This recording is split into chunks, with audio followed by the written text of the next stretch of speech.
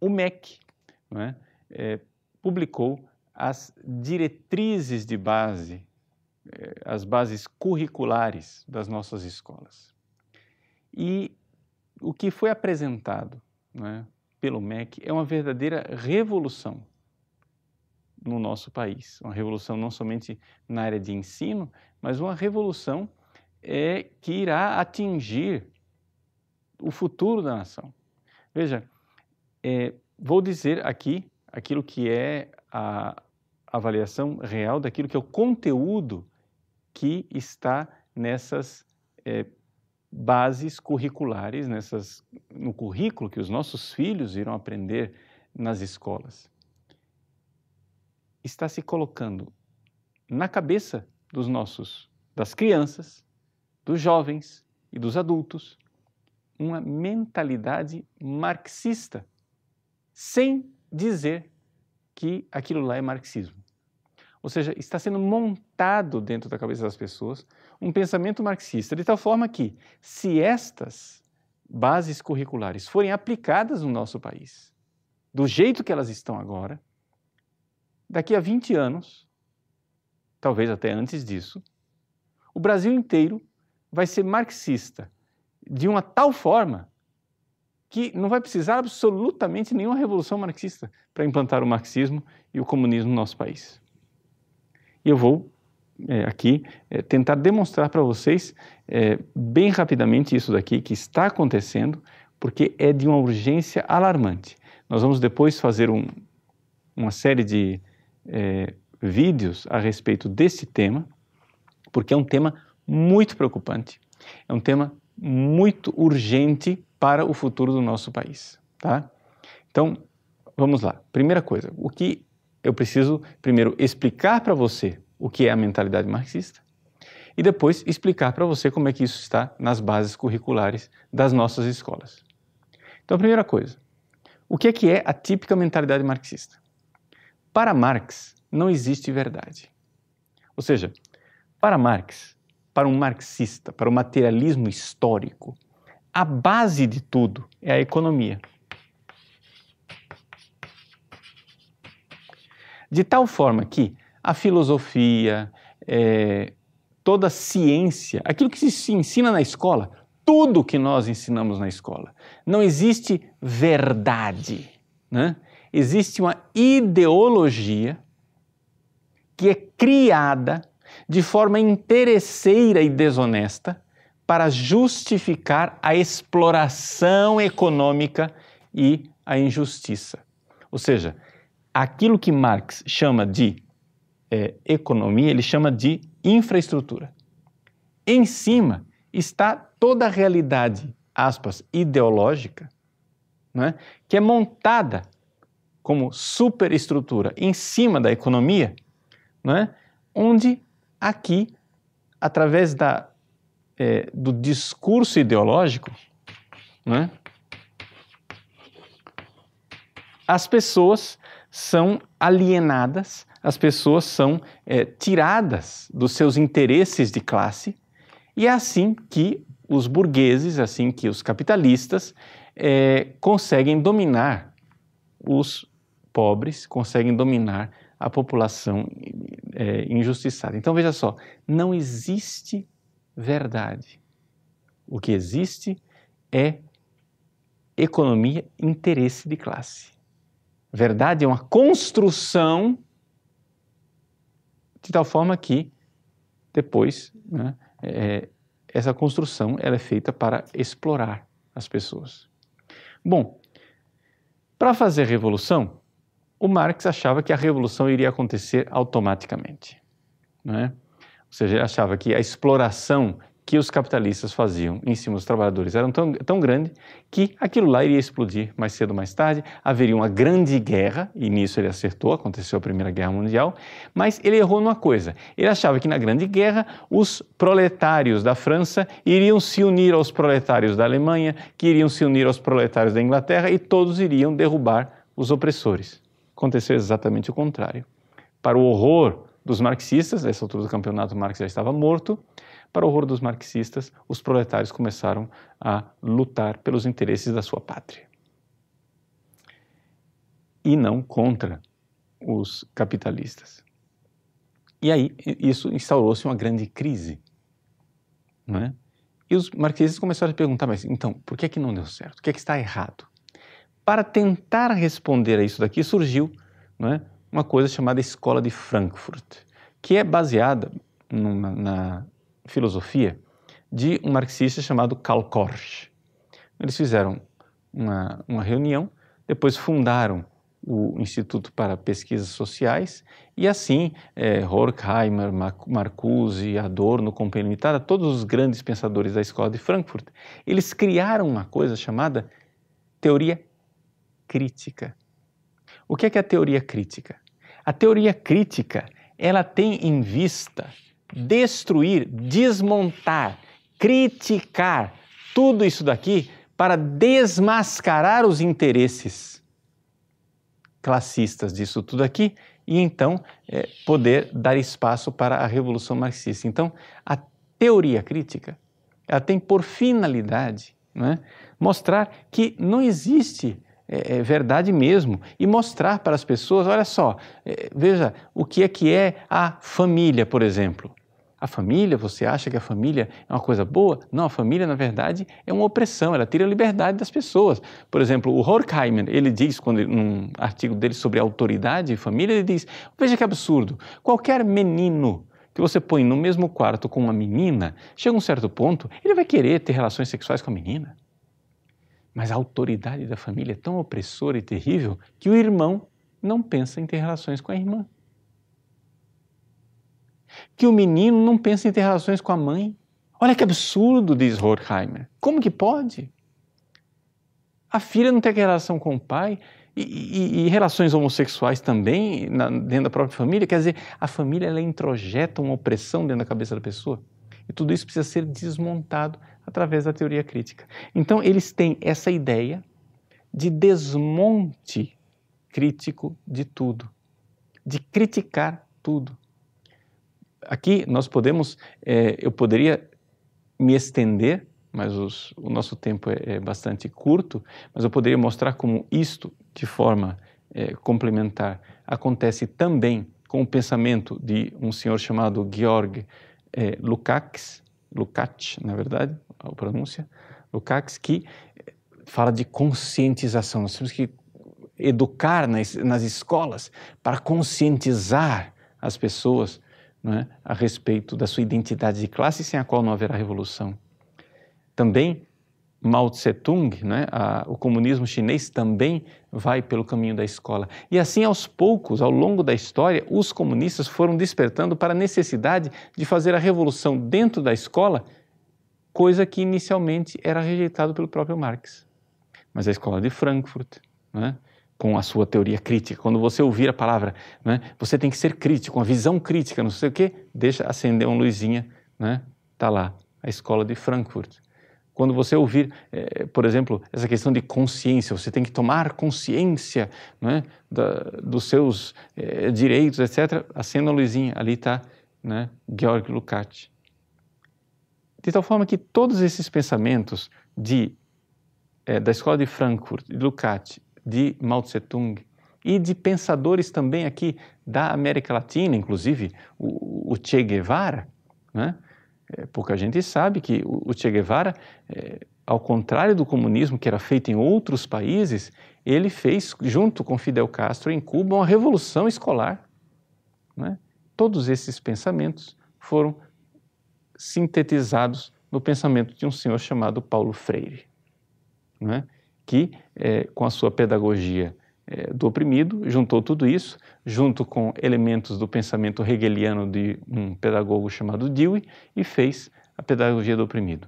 Tudo isso aí foi reeditado, refeito, recosturado, com elementos do desconstrucionismo de Derrida, com o pensamento de Michel Foucault e assim por diante. Eu não vou me deter aqui em detalhes, para, nesse coquetel monstruoso e venenoso, produzir o currículo que os nossos queridos filhos irão ter que engolir. É o que o seu filho vai ter que engolir. Por isso, a coisa é tão importante e alarmante não é? Que nós, primeiro passo que a gente tem que ter é tomar consciência de que essas bases curriculares são uma verdadeira monstruosidade.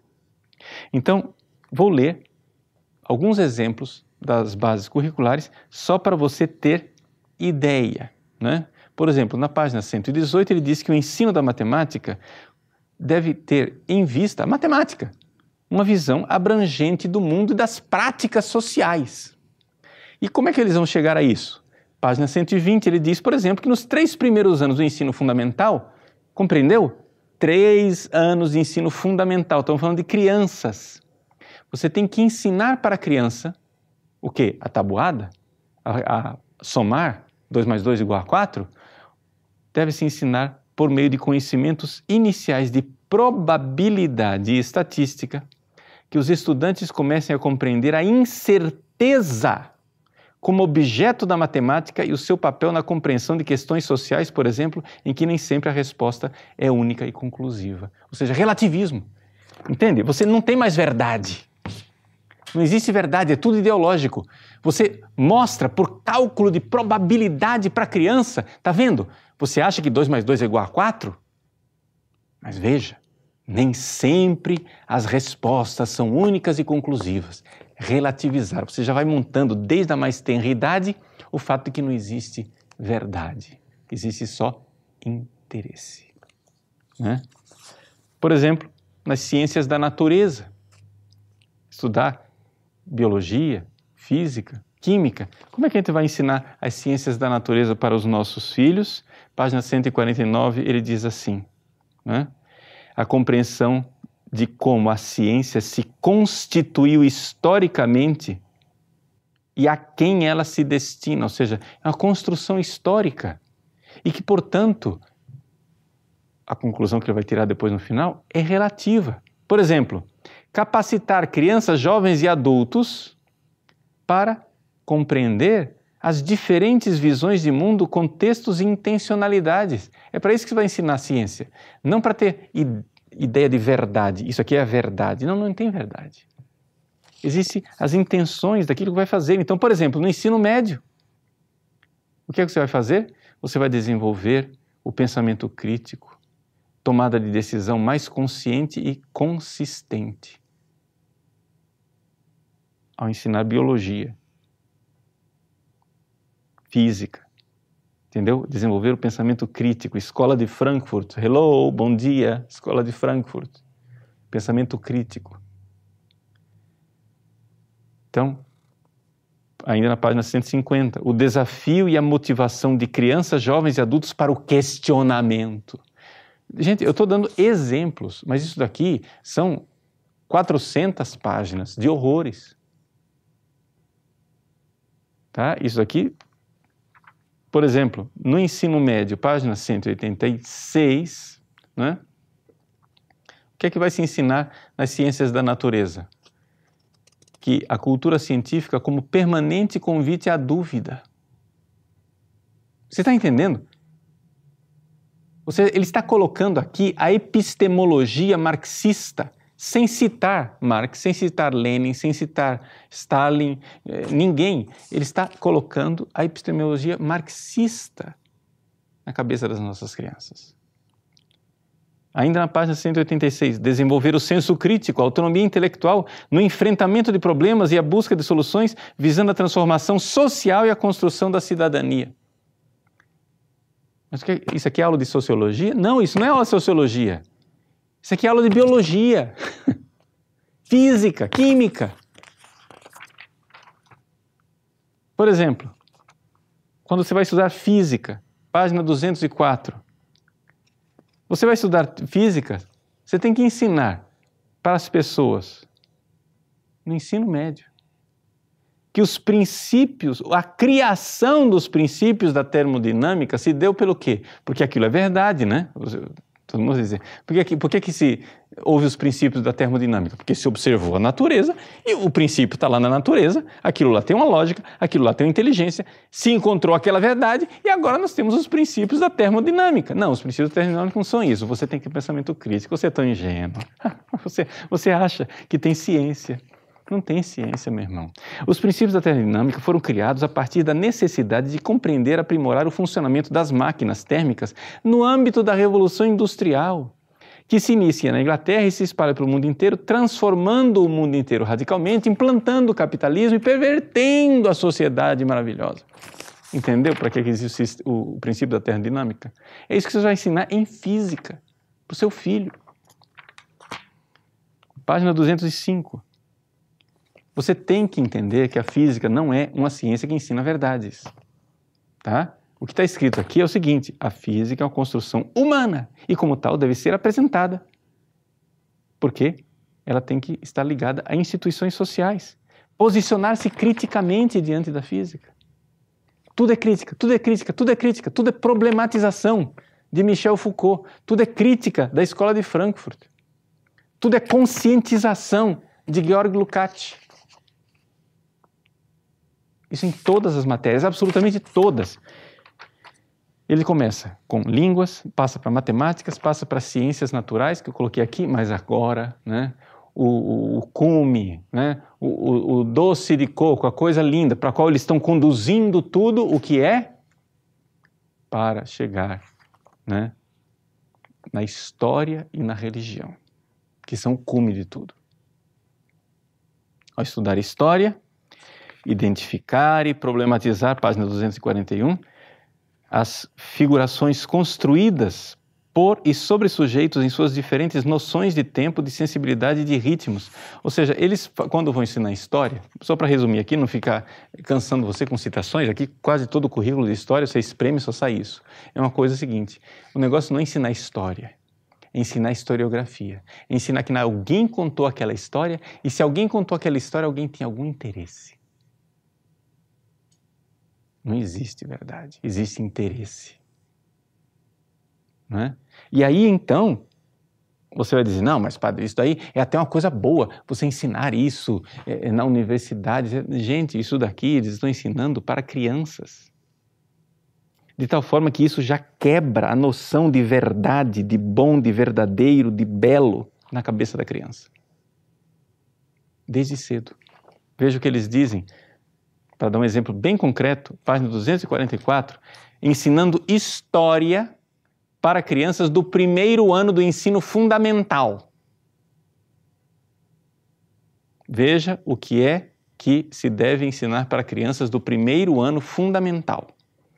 Compreender que as normas de convivência existentes nas relações familiares são construídas e reconstruídas temporal e espacialmente.